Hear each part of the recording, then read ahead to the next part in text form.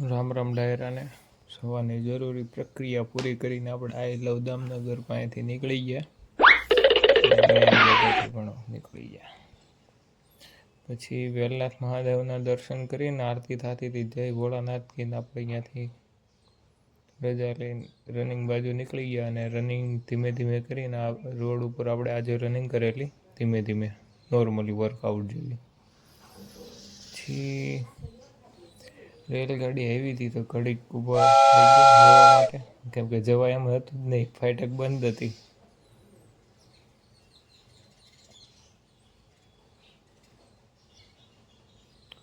પછી હાલતા હાલતા આઈ લવ દામનગર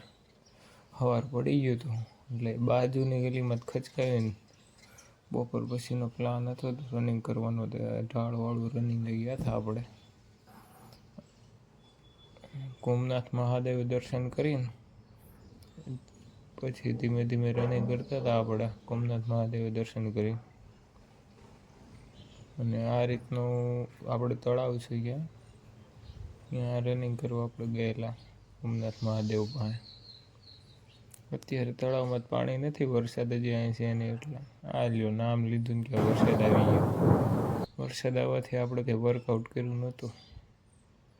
ને અહીંનો વ્લોગ પૂરો થાય છે આપણે